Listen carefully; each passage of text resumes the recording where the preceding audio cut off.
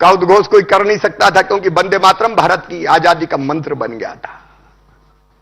लेकिन बालकों की टीम लेके निकल पड़े चंद्रशेखर आजाद, वंदे मातरम भारत माता की जय, पकड़ लिए गए और 15 बैत मारने की सजा सुनाई गई। छोटे से चंद्रशेखर लिटा दिए गए और बैत मारने की सजा प्रारंभ हुई। हाथ उठता, सड़क से बैत पीठ पर पड़ता, लेकिन जैसे ही बैत पीठ पर पड़ता, आवाज आती चंद्रशेखर आवाज की, भारत माता की जय, भारत माता की जय।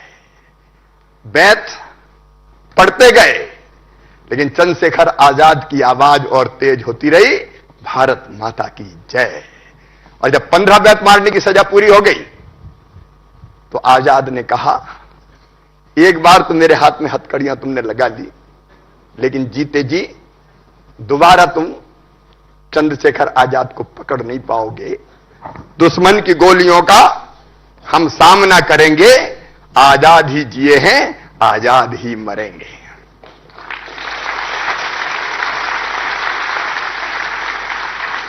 और हम जानते हैं, जब एल्फ्रेड पार्क में इलाहाबाद में अपनों की गद्दारी के कारण जब वो घिर गए, तो अनेकों अंग्रेजी सिपाहियों को मारा उन्होंने। लड़ते रहे, लेकिन जब उनकी माउजर पिस्तौल में अंतिम गोली शेष बची, उसको दमतुल बुखारा कहते थे अपनी पिस्तौल को, जब अंतिम गोली बची तो भारत की माटी को उठा के उन्होंने कहा, मां मुझे माफ कर देना, मैं तेरी इतनी ही सेवा कर सका। और अपनी कनपट्टी से नली लगा के ट्रिगर दबा दिया। जीते जी दोबारा चंद्रशेखर आजाद को अंग्रेज पकड़ नहीं पाए। पंडित राम प्रसाद बिस्मिल अपने मध्य प्रदेश के ही थे, मुरैना जिले के, अच्छे कवि भी थे। तुमने सुना होगा, सरफरोशी की तमन्ना अब हमारे देखना है जोर कितना, उन्हीं ने लिखा था।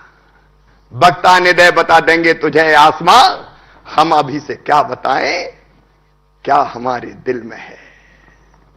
कई बार लिखते थे वो, हम भी आराम उठा सकते थे घर पर रहकर, हमें भी मां बापों ने पाला था बड़े दुख सहकर, लेकिन अपने कैरियर की, घर की, परिवार की, माता की, पिता की चिंता नहीं की। भारत माता की सेवा में अपनी जिंदगी कुर्बान कर दी। शहीद आजम सरदार भगत सिंह चाहते तो भाग सकते थे, सैंडर्स वध जैसे, काकोरी कांड जैसे जो कई घटनाएं वो इतिहास में दर्ज है, लेकिन भागे नहीं। असेंबली में बम फोड़ा, गिरफ्तार हुए और अपने तर्कों से अदालत में भी उन्होंने पूरे देश में आजादी के लिए ऐसी भावनाएं प्रज्वलित कर दी कि अंग्रेजों का टिकना मुश्किल हो गया। कहते हैं उनके क्रांतिकारी साथियों में से जेल में उनसे मिलने गए और कहा कि हमने आपको यहां से छुड़ाने की पूरी योजना बना ली है। भगत सिंह जी का चेहरा गुस्से से तमतमा गया और उन्होंने कहा, क्या भगत सिंह को कायर समझते हो? साथी बोले, भगत सिंह कायर कैसे हो सकते हैं? लेकिन फांसी के बाद अगर भगत सिंह नहीं रहे तो आंदोलन की आजादी का नेतृत्व कौन करेगा? उत्तर था,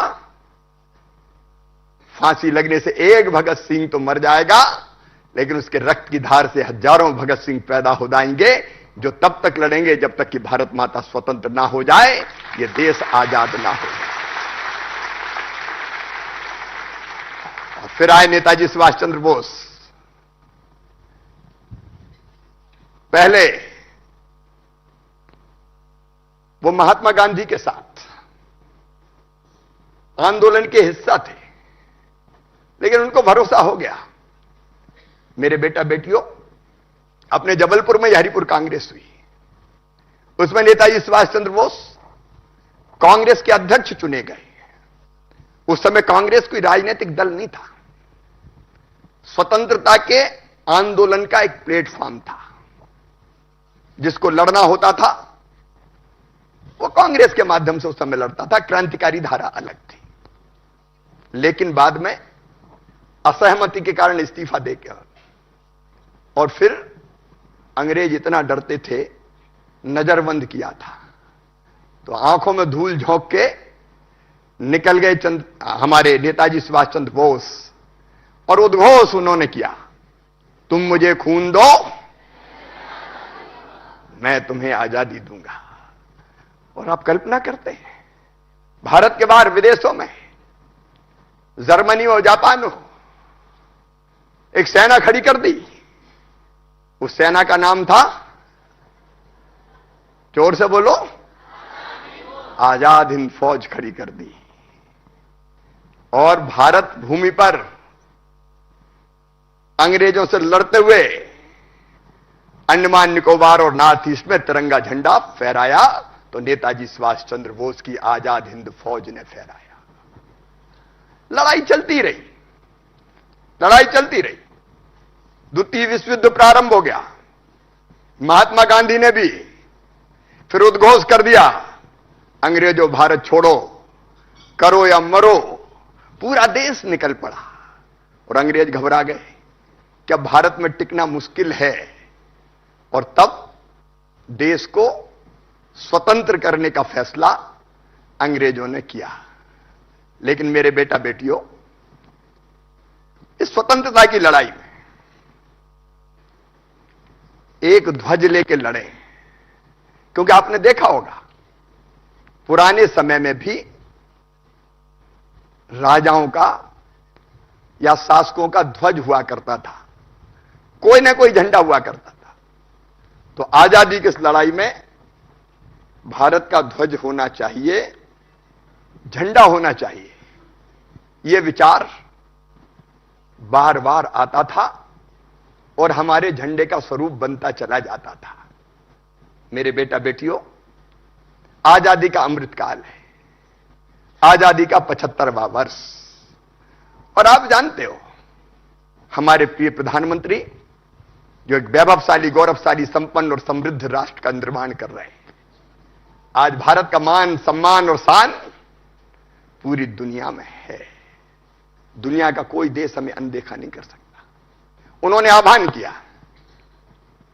कि भारत की स्वतंत्रता के 75वें वर्ष को उत्साहपूर्वक मनाएंगे और सबको आह्वान किया कि हम हर घर तिरंगा फहराएंगे, हर घर तिरंगा।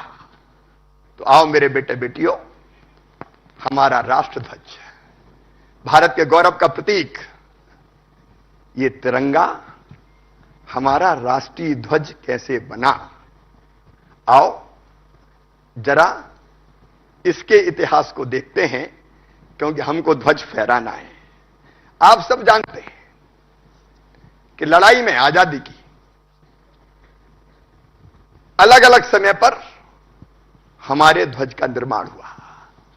1905 में मार्गरेट नोबल, भगिनी निवेदिता, स्वामी विवेकानंद जी का नाम सबने सुना है? स्वामी विवेकानंद ऐसे योद्धा संत थे कि दुनिया भर में उन्होंने भारतीय ज्ञान की धूम मचा दी थी। उन्हीं से प्रेरित होकर हमारी बहन मार्गरेट नोबल, जिनको बाद में उन्होंने नाम दिया सिस्टर निवेदिता, वो भारत आई और भारतीयों की सेवा में लग गई।